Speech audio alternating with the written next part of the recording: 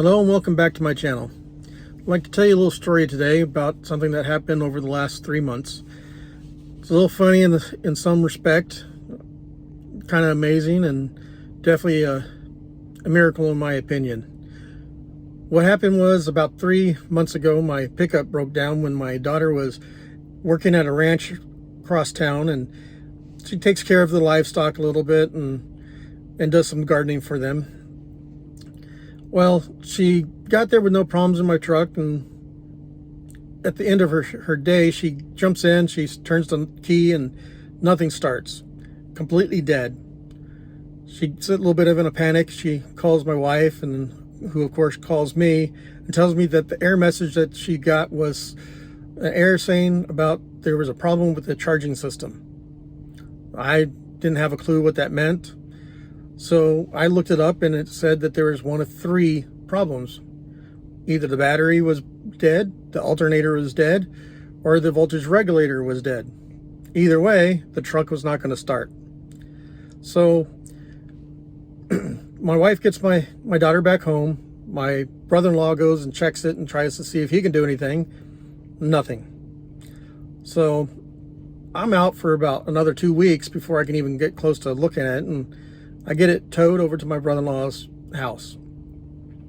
I get underneath there and I check the battery. Then I go and I take the alternator off, and we get a new one in. That pretty much kills 2 birds with 1 stone, since the voltage regulator is on the alternator. Get my brother-in-law, when it comes in, he puts it in for me and he tries it, and engine still doesn't start. Same error message. We're like, okay, well, maybe we need to pull out the alternator and test it. Even though it was a new one, who knew if it was going to be good or not? Well, looking around a little bit, I found some more errors that I could find on the internet that may fix it. So I come back and I use a multimeter and I check the fuses that may have the problem. Still nothing. There's no errors with it. Everything looks like it was supposed to be. Well, another 3 weeks down the road, after my brother-in-law and my son-in-law and a close friend gets underneath there, and they're looking at it, they're checking all the relays, they're doing everything they can. Well, for them, they decide, since they're sitting there messing with it and they start hearing the starter trying to click, the error message is still on the display, so we know it probably isn't even it, and not to mention the error doesn't have anything to do with the starter. But they're trying to get it off, and it's seized on there. They get the bolts off, they take the ground off, nothing. They can't get it out. They hit it with a hammer a little bit to kind of try to bounce it off. Well, for the next 3 weeks, I'm out on the road and I can't do anything. And my brother-in-law calls me. He's like, "What's the plan? We don't know what to do." I'm like, well, I initially was going to go ahead and just take it to the mechanic and have them do a diagnostic on it and see if they could figure out what's wrong before they even started doing anything with the starter.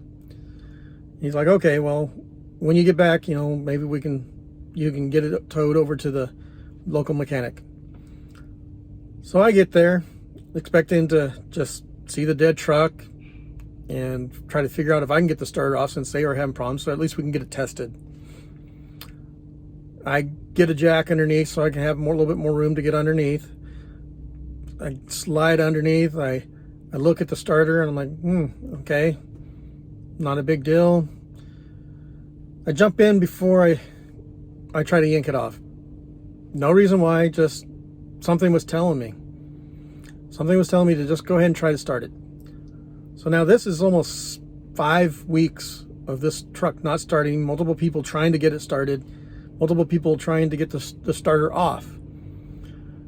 I jump in, and it barely starts to click, and then it starts. It roars to life. I'm like, okay, well, it's good. It starts. I shut it off, and my brother-in-law, just with an amazed look on his face as I look out the window of the truck, he's like, "What did you do?" I'm like, "I didn't do anything. I just turned the knob, and all I can say is it must have been my prayers to God for the last 5 weeks that we will get it started."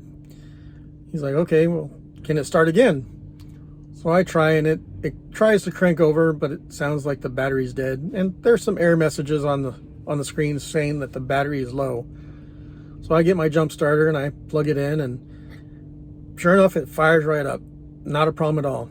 Like, okay, well, I'll go ahead and buckle down the starter again and make sure the bolts are in there. And he's like, my brother was like, how did it start? The ground isn't connected to the starter. I'm like, well, the whole thing's connected to the frame, so that maybe that was why. So I get underneath and I buckle it all down, thinking, okay, wonder if it's going to start this time. I get back up, lower the truck down, and get in the driver's seat, and sure enough, it fires right up. Not a problem at all. No jump starter on it this time.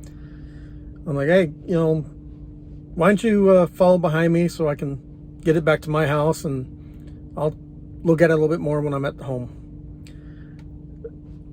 We get it home, and sure enough, it starts without a problem. I just have to add some antifreeze from when we removed the alternator. There was a radiator hose that we had to disconnect, so I lost a little bit of antifreeze. I get that filled back up. 2 days down the road, while I'm still home, I go in, the battery might be low, but I need to make sure it's still going to start. Sure enough, it starts. The whole time we're just like, none of this makes sense. The initial problem was something with the charging system, which has nothing to do with the starter. But now it seemed like it was the starter, and then once I get home and I jump in there and it starts right away. The only thing that I did in that 5 weeks was change the alternator and pray. Prayed to God about it every single night, that it would start when I got home, that I would be able to get it started if it wasn't starting, and that I wouldn't have to take it to the mechanic. Sure enough, that's what happened. And that's the power of prayer. I know a lot of people they'll say, well, my prayers are never answered. Problem is, sometimes they are answered, and the answer is no. It could have even happened to me that day. The engine might not have started still, and I still would have had to take it to a mechanic to have them troubleshoot it out. But the key thing that I did was I prayed consistently every day about this. In the Bible it says, don't worry about anything, instead pray about everything. Tell God what you need and thank Him for all He has done. That's in Philippians 4:6. And that's what I did. I told Him what He needed. And then I did the next thing. I never stopped praying. I still pray every day for different things. And I see answers still. And so 1 Thessalonians 5:17 says, never stop praying. If you keep on doing those things, it will come to pass that your prayers will be answered. Sometimes not the way you want them to be answered. And I've had those days where, I asked, and the answer was no, or it was a little bit different. But when you look back, sometimes those no's were actually the blessings that He gave you, because if you would have got those answers in the way you wanted, it would have made things worse for you. And sometimes it's about timing. I mean, I have some prayers right now that I keep on praying over and over again, and they have not been answered, but I am still praying for that answer. You just never know what it is that you'll get and what you won't get. But the key thing is, like it says in Romans 12:12, rejoice in our confident hope. Be patient in trouble, and to keep on praying. So that's what I do. I keep on praying. I'm patient about it. And that's what we really all need to do, is we need to realize that sometimes it's not on our time that we need it. It's on God's time. And when it's on God's time, it's going to be blessed. It's going to be blessed, and you will know it because you'll feel it, you'll see it, even when it's not right away. So it might be you have a bunch of bills you want to pay, and you have no funds. Your job is, you just lost your job, and you're like, how am I going to pay these bills? You just got to continually pray and ask God for help, and believe that He's going to answer your prayers. Believe in Him, and don't forget that is really what He wants. It's just for us to believe in Him, and He will be there and treat us like a good Father. The Father that will will help us and guide us through things. So just remember that is, in your troubles, never cease praying, always, and continue to pray. And have a blessed day, and hope this meant something to you. Bye-bye.